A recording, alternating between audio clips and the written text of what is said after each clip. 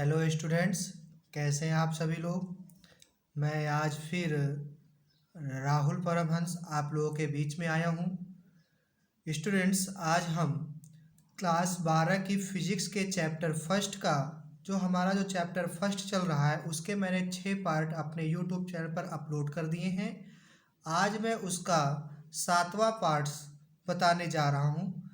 तो प्यारे बच्चों, इसको ध्यान से देखिएगा और अपनी कॉपी पर नोट्स बनाइएगा। साथ ही साथ मैं ये भी कह दूं कि जो लोग मेरे यूट्यूब चैनल पर बाद में आए हैं वो लोग मेरे इस चैनल को सब्सक्राइब, लाइक एंड शेयर ज़रूर करते रहें ताकि दूसरों तक मेरी ये क्लासें पहुंच सकें। तो डियर स्टूडेंट्स, आज हम अपने इस 7वें पार्ट पर बात करेंगे कि विद्युत क्षेत्र का भौतिक विज्ञान में क्या अभिप्राय है। ठीक है, यानी कि विद्युत क्षेत्र का हम भौतिक अभिप्राय समझेंगे कि जो विद्युत क्षेत्र है इसके बारे में मैंने पहले बता दिया है। तो जिसने वो वीडियो नहीं देखे हैं, मेरे प्लेलिस्ट पर वीडियो पड़े हुए हैं, उन वीडियो को वो देख ले और आगे से अपनी स्टडी करना प्रारंभ कर दें। तो देखिए, विद्युत क्षेत्र का जो अभिप्राय होता है, ये यदि हम कोई आवेश लेते हैं, ठीक है, यदि हमारे पास में कोई आवेश है तो उस आवेश पर जो बल लगता है जिसको हम कूलाम बल बोलते हैं या और भी जो बल लगते हैं उस पर, तो वो बल जो है हमारा किस दिशा में लगता है, यानी कि विद्युत क्षेत्र की दिशा में लगता है या विद्युत क्षेत्र के अपोजिट दिशा में लगता है। इसको जानने के लिए हमें विद्युत क्षेत्र का उपयोग करना बहुत ही आवश्यक होता है। यानी कि सीधे शब्दों में हम कह सकते हैं कि विद्युत क्षेत्र के उपयोग से ही हम किसी विलगित निकाय में वैद्युत बल की दिशा को ज्ञात करते हैं। ठीक है, तो ये तो एक छोटा सा अभिप्राय था। मैं अभी आपको यहाँ नीचे बहुत ही अच्छे ढंग से समझाऊंगा। तो उसके लिए हमें कुछ पॉइंटों का ध्यान देना है। जैसे कि हमारा पहला पॉइंट है कि यदि किसी धनात्मक आवेश को, ध्यान से बच्चों ध्यान से समझिएगा, कि यदि किसी धनात्मक आवेश को विद्युत क्षेत्र में रखें तो विद्युत क्षेत्र की समान दिशा में गति करता है। कौन गति करता है? बल। ठीक है, यदि हम कोई धनात्मक आवेश ले लें और इसको विद्युत क्षेत्र की ही दिशा में रखें तो जो इस पर जो लगने वाला बल है वह विद्युत क्षेत्र की दिशा में ही समान गति करता है। कैसे, ये भी मैं आपको दिखा देता हूँ। जैसे कि हमारे पास में एक ये हमने कौन सा आवेश लिया? धनात्मक आवेश। देखिए यहाँ पे लिखा हुआ है ना धनात्मक आवेश, तो हम यहाँ पर एक धनात्मक आवेश लेते हैं। ये हमने एक प्लस क्यू आवेश ले लिया। ठीक है, अब इसको वैद्युत क्षेत्र में रखें। तो आपको पता है कि यदि कोई आवेश होता है तो उसके चारों ओर एक वैद्युत क्षेत्र उत्पन्न हो जाता है। तो मान लेते हैं कि वैद्युत क्षेत्र हमारा ये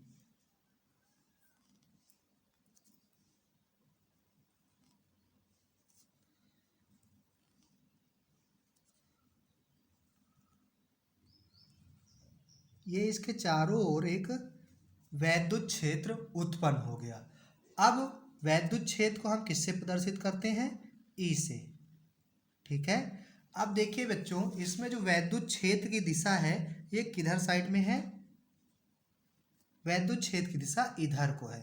अब ये जो आवेश है आवेश हमारा कैसा है? धनात्मक है। तो जो इस पर लगने वाला बल होगा यानी कि F, ये जो बल होगा ये F सदिश ये किस दिशा पर लगेगा? तो यदि धनात्मक है तो ये वैद्युत क्षेत्र की ही दिशा में बल लगेगा, यानी कि ये जो बल है ये इसकी दिशा ही इधर को होगी। ठीक है, बस यही इसमें समझाना था कि जो बल की दिशा है ये वैद्युत क्षेत्र की ही दिशा पर होगी जब हम कोई धनात्मक आवेश लेते हैं। तो हमको पता है कि बल जहाँ पर कहीं वैद्युत क्षेत्र की बात होती है तो वहाँ पर जो बल का फार्मूला होता है वो क्या होता है, F is equal to Q into E, यही है। तो अब यदि हम यहाँ से E का मान निकालते हैं, इस E का मान निकालते हैं तो Q को हमें पक्षांतर करना पड़ेगा इधर। तो यहाँ से हमारा जो फार्मूला बनेगा E इज इक्वल टू, यानी कि E सदिश इज इक्वल टू, अब F तो यहाँ पे ऑलरेडी है, अब ये Q इधर गुणे में है, इधर आएगा तो क्या हो जाएगा, भाग में हो जाएगा, यानी कि F अपॉन Q। तो प्यारे बच्चों ये हमारा वैद्युत क्षेत्र का फार्मूला हो गया। इसको कॉपी पर नोट्स कर लीजिएगा, ठीक है। अब हम दूसरा पॉइंट देखते हैं कि यदि किसी ऋणावेश को वैद्युत क्षेत्र में रखें तो वैद्युत क्षेत्र के विपरीत दिशा में, यदि किसी ऋणावेश को वैद्युत क्षेत्र में रखें तो वह वैद्युत क्षेत्र के विपरीत दिशा में गति करता है, अर्थात उस वैद्युत क्षेत्र की दिशा से विपरीत दिशा में बल लगता है। अब कैसे, हमको सेम ऐसे ही डायग्राम फिर बनाना पड़ेगा, बस थोड़ा सा ये कि यहाँ पे हमने कौन सा आवेश लिया था, धन आवेश लिया था, तो हम यहाँ पे कैसा आवेश लेंगे, ऋण आवेश लेंगे। तो बच्चों मैंने यहाँ पर एक ऋण आवेश, ये मैंने एक ऋण आवेश ले लिया है। अब इसके चारों ओर एक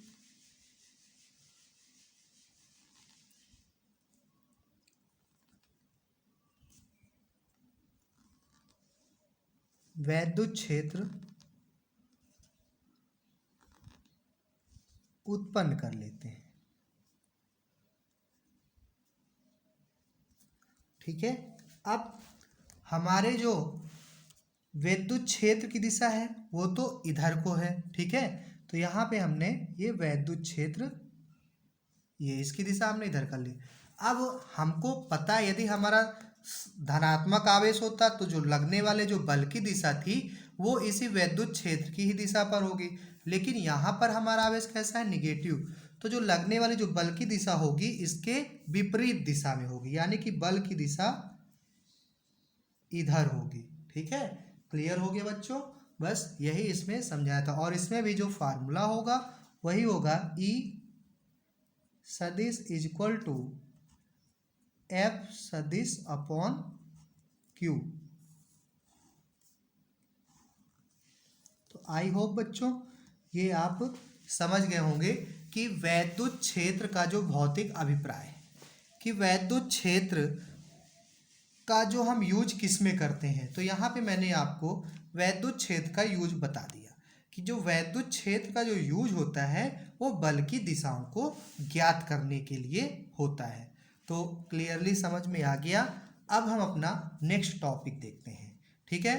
तो इसको अपनी आप नोटबुक में नोट कर लीजिएगा और अच्छे से एक बार यदि आपको समझ में नहीं आए तो वीडियो को मेरे दोबारा रिपीट करके फिर देखिएगा। और मैं फिर से कह देता हूँ कि जो लोग मेरे इस चैनल पर बाद में आए हैं वो मेरे इस YouTube चैनल राहुल परमहंस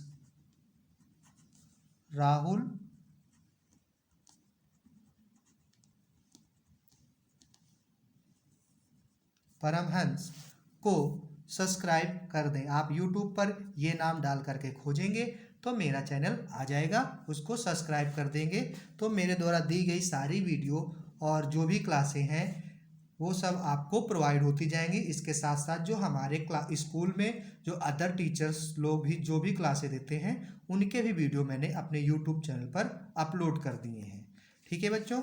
तो अब इसके बाद में मैं आपको अगला जो समझाने जा रहा हूँ वो है वैद्युत क्षेत्र रेखाएं। ये वैद्युत क्षेत्र रेखाएं क्या होती हैं, इनको हम इंग्लिश में बोलते हैं इलेक्ट्रिक फोर्स लाइंस, ठीक है। तो इलेक्ट्रिक फोर्स लाइंस ये बहुत ही इम्पोर्टेंट है और एग्जाम में ये अधिकांश बार पूछता है, इसके बारे में हमेशा पूछता है एग्जाम में। तो बच्चों इसको आप बहुत ही समझदारी से समझेंगे। इसके बाद में इसको यदि आप एक बार समझ लेंगे तो फिर आपको इसको बताने में कोई कठिनाइयाँ नहीं होंगी। पेपर में अधिकांश ये वैद्युत बल रेखाएं क्या होती हैं ये तो इतना इम्पोर्टेंट नहीं है, लेकिन जो वैद्युत बल रेखाओं के जो गुणधर्म होते हैं वो पेपर में बहुत आता है। तो मैंने गुणधर्म भी लिखे हैं, जो कि मैं आपको अभी इसके बाद में गुणधर्म पूरी अच्छी तरह से मैं आपको समझा देता हूँ। जैसे कि हम बात करते हैं वैद्युत क्षेत्र रेखाएं, यानी कि वैद्युत बल रेखाओं की बात करते हैं। तो जो वैद्युत बल रेखाएं होती हैं, यह किसी बिंदु पर वैद्युत क्षेत्र के परिमाण को व्यक्त करती हैं, यानी कि वैद्युत क्षेत्र के मान को व्यक्त करती हैं कि किस बिंदु पर वैद्युत क्षेत्र का मान ज़्यादा होगा और किस बिंदु पर वैद्युत क्षेत्र का मान कम होगा, तथा उस बिंदु पर खींची गई स्पर्श रेखा, ठीक है, उस बिंदु पर खींची गई स्पर्श रेखा विद्युत क्षेत्र की दिशा को व्यक्त करती है। ठीक है, तो ये बहुत ही सिंपल सा कॉन्सेप्ट था। इसको आपको समझना है कि जो वैद्युत क्षेत्र रेखाएं होती हैं वह किसी बिंदु पर वैद्युत क्षेत्र के परिमाण को व्यक्त करती हैं और किसी भी बिंदु पर उस वैद्युत क्षेत्र से खींची गई स्पर्श रेखा वैद्युत क्षेत्र की दिशा को व्यक्त करती हैं। ये अभी मैं आपको डायग्राम से समझा दूंगा। अब जैसे मैं आपको बताता हूँ कि वैद्युत क्षेत्र रेखाएं होती क्या हैं। तो बच्चों देखिए, यदि हमारे पास में दो आवेश हैं, ठीक है, एक आवेश हमने धनात्मक ले लिया और एक आवेश हमने ऋणात्मक ले लिया, ठीक है, क्लियर हो गया। अब देखिए, जैसा कि वैद्युत क्षेत्र रेखाएं, तो जो वैद्युत क्षेत्र रेखाएं होती हैं वो हमेशा धन आवेश से निकलती हैं और ऋण आवेश पर आकर के समाप्त हो जाती हैं। ठीक है, क्लियर हुआ। तो सबसे पहले ये दो आवेश हैं, ये जो एक दूसरे से कितनी दूरी पर है, r दूरी पर रखे हैं, तो इन पर वैद्युत बल रेखाएं उत्पन्न हो जाती हैं। ठीक है, तो जो वैद्युत बल रेखाएं उत्पन्न होती हैं वो हमेशा धन आवेश से निकल करके ऋण आवेश की तरफ में आके समाप्त होती हैं। तो वैद्युत बल रेखाएं जैसे कि ये, फिर ये,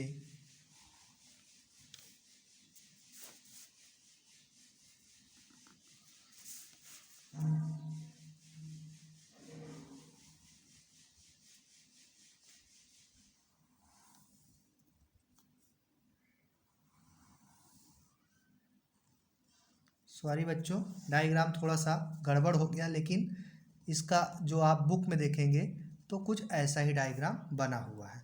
ठीक है, तो ये जो है वैद्युत बल रेखाएं हैं, ये हमेशा धन से निकल करके ऋण आवेश की तरफ में आती हैं।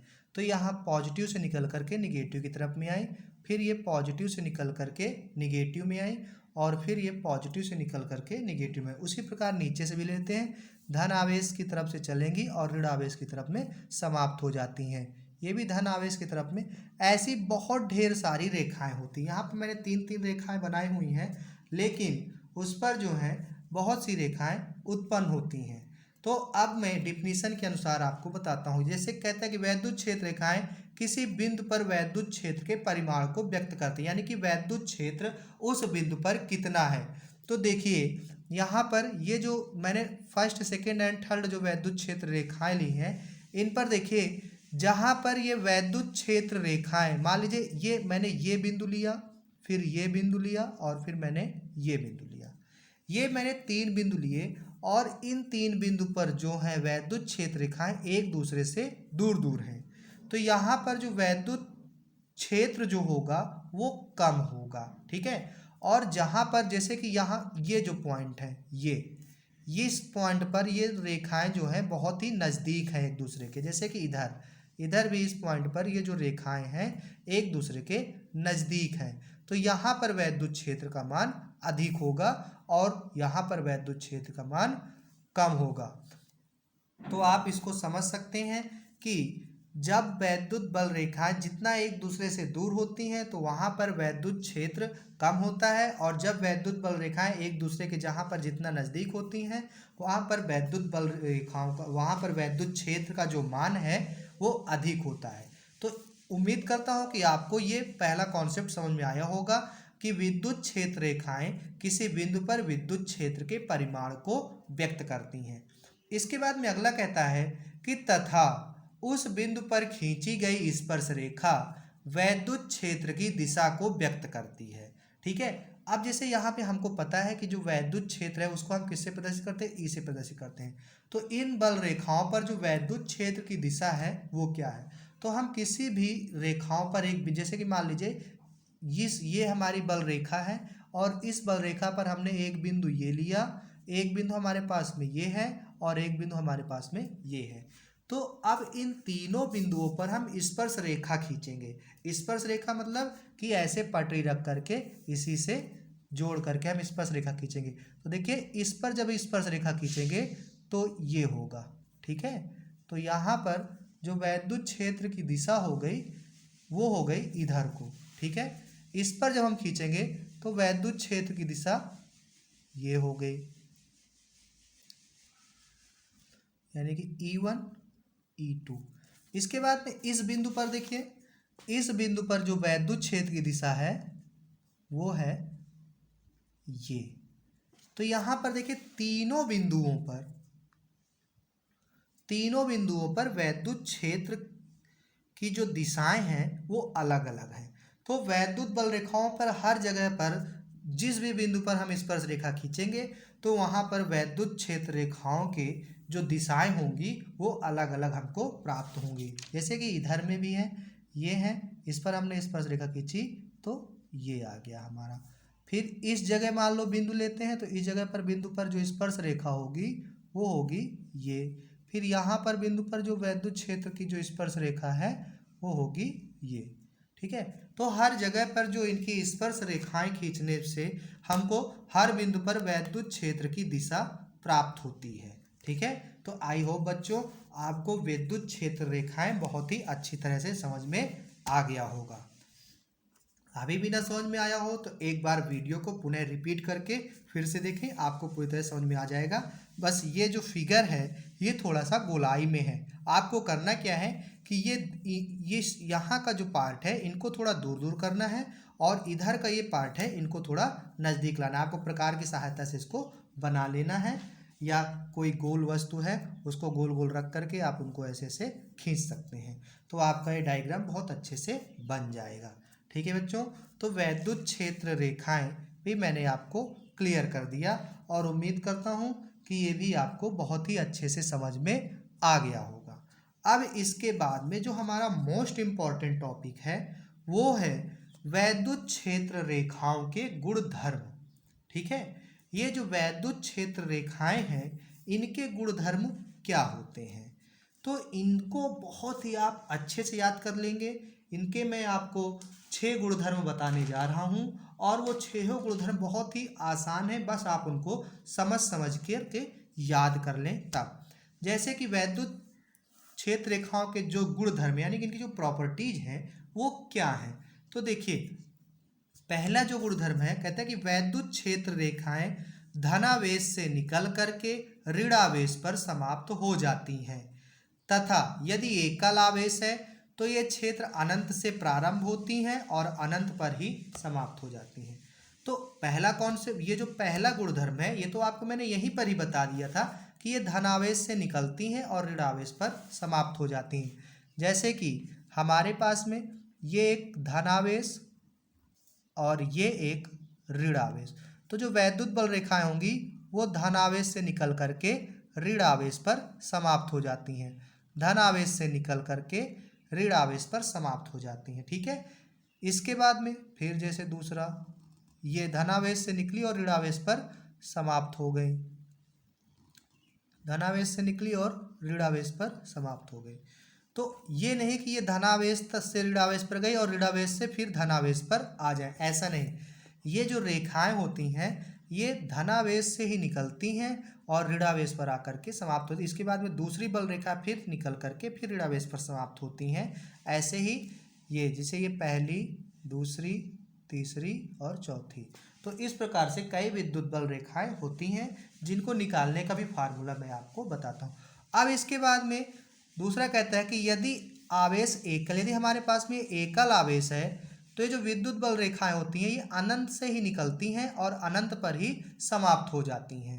ठीक है, तो हमको एकल आवेश पर ज़्यादा ध्यान नहीं देना है, हमको दोनों आवेश लेने हैं, धनात्मक और ऋणात्मक। तो इस पर धन से निकलेंगी, ऋण पर समाप्त होंगी। और इस कॉन्सेप्ट को आपको याद रखना है कि यहीं यदि यहाँ पर ये केवल एक आवेश है तो जो वैद्युत बल रेखाएं होंगी वो अनंत से निकलती हैं और अनंत पर ही समाप्त हो जाती हैं। ठीक है, क्लियर हो गया। इसके बाद में दूसरा है हमारा कि वैद्युत बल रेखाएं, ठीक है, ये जो वैद्युत बल रेखाएं हैं ये सतत वक्र होती हैं।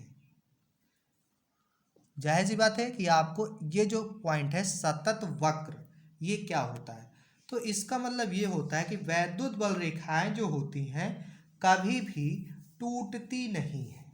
ठीक है, यानी कि कटती नहीं है। तो इसको मैं आपको बना करके बताता हूँ कि जैसे ये हमारा एक धनावेश और ये हमारा एक ऋणावेश। अब यहाँ से यदि हम वैद्युत बल रेखाओं को, ये उत्पन्न हो गई, ये और ये, तो ये तो क्लियर है, ये जो है ये सही है, धन से ऋण की ओर में गए। लेकिन कहता है कि वैद्युत बल रेखा सतत वक्र होती हैं, तो ये एक सतत वक्र, यानी कि ये बीच पर कहीं भी टूट नहीं रही है। यदि हम इनको ऐसे बना दें कि ये वैद्युत बल रेखा ये गई और फिर यहाँ पर ये टूट गई और फिर ये ऐसे आ गए, ठीक है, तो ये और ये टूटने के बाद में फिर ये ऐसे आ गई, तो क्या ये संभव है? ये संभव नहीं है। वैद्युत बल रेखाएं बीच पर कभी नहीं टूटती, वो पॉजिटिव से निकली हैं तो ऋण आवेश पर जाकर के ही समाप्त होंगी, ये यहाँ पर बीच में समाप्त नहीं हो सकती हैं। यानी कि ये जो ये कॉन्सेप्ट है ये गलत है।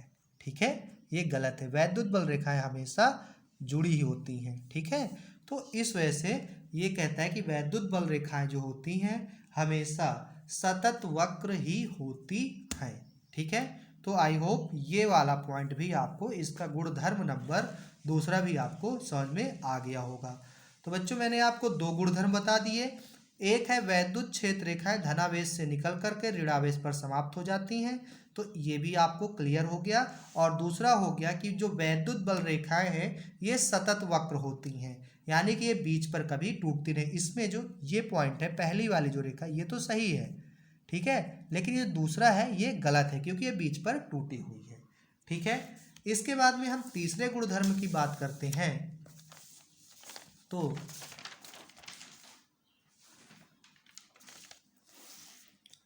ये हमारा तीसरा गुणधर्म है कि दो विद्युत बल रेखाएं कभी भी एक दूसरे को नहीं काटती हैं। ठीक है, क्योंकि कटान बिंदु पर एक ही समय पर दो स्पर्श रेखाएं खींची जा सकती हैं, जिससे एक बिंदु पर विद्युत क्षेत्र की दो दिशाएं इंगित हो जाती हैं, जो कि असंभव है। तो बच्चों ये तो पॉइंट था, कॉन्सेप्ट था, ये जो मैंने लिखा हुआ है, तो शायद आपको ये लिखे होने से अभी आपको समझ में ना आ रहा हो। तो इसके लिए अभी मैं आपको इसका पूरा डायग्राम बना के बताऊंगा कि जो दो विद्युत बल रेखाएं होती हैं वो एक दूसरे को कभी क्रॉस नहीं करती, यानी कि एक दूसरे को कभी काटती नहीं है। जैसे कि हमारे पास में एक मान लो विद्युत बल रेखाएं ये है और एक विद्युत बल रेखा ये है, इनको हमने क्रॉस कर दिया। ठीक है, तो क्रॉस करने पर हमको जो एक बिंदु मिला, यहाँ इस बिंदु से हम दो स्पर्श रेखाओं को खींच सकते हैं। ठीक है, जो कि विद्युत बल रेखाएं तो कभी एक दूसरे को काटती ही नहीं है। ठीक है, ये आपको हमेशा याद रखना है कि जो विद्युत बल रेखाएं हैं कभी भी एक दूसरे को नहीं काटती हैं। अब आप कहेंगे कि क्यों नहीं काटती हैं, तो ये उसका एक्सप्लेन हो रहा है कि ये एक दूसरे को क्यों नहीं काटती हैं। तो इसका मतलब ये हुआ कि जब ये काट देंगी तो एक ही बिंदु पर हम दो स्पर्श रेखाएं खींच सकते हैं, और जब स्पर्श रेखाएं हम दो खींच लेंगी तो वहाँ उस बिंदु पर दो विद्युत जो क्षेत्र है हमारा उसकी दो दिशा हो जाएंगी, जो कि असंभव है, ऐसा संभव नहीं हो सकता है। तो देखिए हमारे पास में एक बिंदु मिला, अब ये विद्युत क्षेत्र रेखाएं हमारी इधर से इधर को जा रही हैं, तो ये बिंदु है। अब एक स्पर्श रेखा हम इस पर खींचेंगे तो जो इस पर वैद्युत क्षेत्र की दिशा है वो हो गई, ये हो गई। ठीक है, और इस बिंदु पर स्पर्श रेखा खींचेंगे तो विद्युत क्षेत्र की दिशा ये हो गई, जो कि हमने तो बिंदु एक ही बिंदु पर स्पर्श रेखाएं खींची है ना, लेकिन यहाँ पर दिशाएं दो हो गई, जो कि असंभव यानी कि नथिंग है। तो इस वजह से वैद्युत क्षेत्र रेखाएं कभी भी एक दूसरे को काटती नहीं है, ये हमेशा ऐसे ही आकर के निकल जाती हैं। ठीक है, ये विद्युत क्षेत्र रेखाएं हमेशा ऐसी होती हैं, ना कि ये ऐसे क्रॉस करती हैं। तो बच्चों आपको ये पॉइंट भी क्लियर हो गया होगा। ठीक है, इसके बाद में अगला पॉइंट है कि विद्युत बल रेखाएं बंद लूप नहीं बनाती, अतः धनावेश से निकल करके ऋणावेश पर ही समाप्त हो जाती हैं। तो देखिए बंद लूप यहाँ पर जो जिक्र हुआ है, किसका जिक्र हुआ है? बंद लूप का, कि जो विद्युत बल रेखाएं होती हैं वो बंद लूप नहीं बनाती। लूप मतलब पूरा एक बंद पृष्ठ। ठीक है, जैसे कि हमारे पास में ये धनावेश और ये ऋणावेश। ठीक है, तो जो विद्युत बल रेखाएं आपको पता है बच्चों किधर से निकलती है और किधर पर खत्म होती है, धन से निकल करके ऋण की तरफ में खत्म हो जाती हैं। तो वैसे ही हमने विद्युत बल रेखाओं को धन से निकाला और ऋण पर ये समाप्त होता है। अब जो बंद लूप बोलता है, वो बंद लूप का मतलब कि ये इधर से धन से चलते हुए ऋण से फिर निकल करके फिर यहाँ आ जाए, तो इस प्रकार से एक पूरा गोला बना लेंगे। ठीक है, ऐसे चल के जहाँ से समाप्त, मतलब इसका मतलब कहने का मतलब ये है कि ये बंद लूप नहीं बनाती, कि जहाँ से शुरू होती हैं वहीं पर आकर के ख़त्म हो जाएंगी, तो ये एक बंद लूप का निर्माण हो जाएगा। और विद्युत बल रेखाएं ऐसा कभी नहीं करती हैं। जो विद्युत बल रेखाएं होती हैं वो धन से तो निकलती हैं और ऋण पर समाप्त हो जाती हैं, फिर धन से निकलती हैं और ऋण पर समाप्त हो जाती हैं। तो इस प्रकार से जो विद्युत बल रेखाएं होती हैं वो बंद लूप का निर्माण नहीं करती हैं। ठीक है बच्चों, तो ये वाला जो कॉन्सेप्ट है ये सही है। और ये बंद लूप यानी जहाँ से प्रारंभ होती वहीं पर ख़त्म होती, ऐसा होना नथिंग, यानी कि ये असंभव है। अब ये असंभव क्यों है? तो इससे क्या होता है कि यह जो है विद्युत क्षेत्र के संरचनात्मक प्रकृति का सूचक है, यानी कि जो हमारा विद्युत क्षेत्र हमारा जो क्या है, संरक्षित है। यह इसको दर्शाता है कि विद्युत जो क्षेत्र है हमारा वह संरक्षित है। ठीक है, इसके बाद में बच्चों हमारा जो अगला पॉइंट है वो कहता है कि वैद्युत बल रेखाएं कुचालक पदार्थों से पारगमित हो जाती हैं, लेकिन चालक पदार्थों से पारगमित नहीं होती हैं। पारगमित मतलब यानी कि उनको भेद करके निकल जाना, ये होता है। तो बच्चों आपको चालक पदार्थ और कुचालक पदार्थ बहुत ही आसानी से आपको आते होंगे। आपको पता है कि चालक पदार्थ क्या होते हैं और कुचालक पदार्थ क्या होते हैं। यानी कि चालक पदार्थ वे होते हैं जिन पर विद्युत का प्रवाह आसानी से हो जाता है, और कुचालक पदार्थ वे होते हैं जिन पर विद्युत का प्रवाह नहीं होता है। ठीक है, तो अब ये विद्युत बल, मान लीजिए हमारे पास में ये दो पदार्थ हमने लिए, कि एक हमने ले लिया ये पदार्थ और दूसरा पदार्थ ले लिया हमने ये। अब यहाँ पर जो जिक्र ही हुआ है कुचालक और चालक का, तो मान लेते हैं ये हमारा क्या है, कुचालक है, और ये क्या है हमारा, चालक है। तो जब हम कभी किसी विद्युत बल रेखाओं को इनसे गुजारते हैं तो यह कुचालक को सीधा इसके अंदर से होती हुई निकल जाती है। ठीक है, ये विद्युत बल रेखाएं हैं, ये कुचालक पदार्थ को भेदते हुए निकल जाती हैं। ठीक है, लेकिन ये जो चालक पदार्थ है इसको भेदते हुए नहीं निकल पाती, यानी इनसे पारगमित नहीं हो पाती, और ये विद्युत बल रेखा यहाँ पर आएंगी, इसको भेद नहीं ना भेदते हुए ये ऐसे निकलती हैं। ठीक है, ये अब ये भीतर से भेदते हुए ना जा करके यहाँ से निकल जाएंगी। ठीक है बच्चों, तो ये कॉन्सेप्ट भी आपको समझ में आ गया कि वैद्युत बल रेखाएं चालक पदार्थों से किस तरह से निकलती हैं और कुचालक पदार्थों से किस तरह से निकलती हैं। तो आपको ध्यान देना है कि चालक पदार्थ को भेद करके ये निकल जाती हैं और कुचालक पदार्थों को ये भेद करके नहीं निकल, जैसे इनकी सतह पहली सतह से टकराती है तो फिर दूसरी सतह से ये निकल जाती हैं। पहली सतह से टकराने के बाद में इस चालक पदार्थ के अंदर ये नहीं जा पाती हैं। ठीक है, तो उम्मीद करता हूँ कि आपको ये टॉपिक भी क्लियर हो गया होगा। इसके बाद में बच्चों अब अगला जो पॉइंट है और लास्ट पॉइंट है कि एक बंद आवेश Q से निकलने वाली बल रेखाओं की संख्या। कि अब जैसे कि हमारे पास में ये जो बल रेखाएं होती हैं इनकी हमको क्या ज्ञात करनी है, संख्या ज्ञात करनी है। कि एक बंद आवेश से निकलने वाली बल रेखाओं की जो संख्या होती है तो वह संख्या निकालने के लिए हमको पता है कि संख्या यानी कि नंबर, तो उस संख्या को निकालने के लिए हम फार्मूला कौन सा अप्लाई करते हैं, n equal to q upon epsilon zero यानी कि एप्सिलॉन नॉट। और इस फार्मूले का उपयोग करके हम वैद्युत बल रेखाओं की संख्या निकाल लेते हैं। यानी किसी वस्तु पर कितना आवेश है उस आवेश का मान रख करके एप्सिलॉन जीरो का मान रख देते हैं, जो कि एप्सिलॉन जीरो का मान मैंने आपको अपने पहले वीडियो में बता दिए हैं। वहां से आप इसका मान रख करके आप विद्युत बल रे किसी भी पदार्थ पर किसी भी वस्तु पर वैद्युत बल रेखाओं की संख्या को निकाल सकते हैं। तो बच्चों मेरा ये टॉपिक यहीं पर समाप्त होता है और मैंने आपको आज एक बोर्ड एग्जाम के 2 क्वेश्चन यानी कि विद्युत बल रेखाओं के बारे में पूरी तरह से मैंने आपको क्लियरली बता दिया और उम्मीद करता हूँ कि आपको बहुत अच्छे समझ में आया होगा, जिसमें ये वैद्युत क्षेत्र रेखाओं के इम्पोर्टेंट होने के साथ साथ ये जो हमारा है वैद्युत क्षेत्र रेखाओं के गुणधर्म, ये हमारा मोस्ट इम्पॉर्टेंट है और इसको आप कम से कम 2-3 बार देखिएगा। ठीक है, 2-3 बार देखने के बाद में आपको ये सारे पॉइंट जो हैं समझ में आ गए होंगे। तो बच्चों मैं आपको कल अपने एक अगले वीडियो के साथ में फिर अपनी एक नई क्लास में एक इसी चैप्टर के एक नए टॉपिक के बारे में आपको बताऊंगा। तो मैं अपनी क्लास आज यहीं पर समाप्त करता हूं और एक बार फिर से आपको बता दूं कि जो लोग मेरे इस चैनल पर लेट में आए हैं वो मेरे यूट्यूब चैनल को my YouTube channel Rahul Paramhans, जब आप मेरे यूट्यूब चैनल राहुल परमहंस जब लिख करके आप सर्च करेंगे यूट्यूब पर तो मेरा चैनल आ जाएगा। वहाँ पर मेरी वीडियो पड़ी हुई हैं और उसको सबसे पहले उस चैनल को मैं कहता हूँ आप देखिए।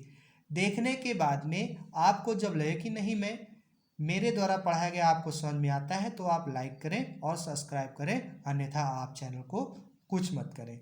तो बच्चों यदि आपको समझ में आया है तो आप चैनल को सब्सक्राइब जरूर कर लें। इसके बाद में चैनल को शेयर जरूर करें और शेयर के साथ साथ चैनल को लाइक जरूर कर दें। तो बच्चों मैं अपने इस टॉपिक को यहीं पर समाप्त करता हूं और कल फिर से मैं मिलूंगा। ओके, तब तक के लिए thank you and thanks for watching.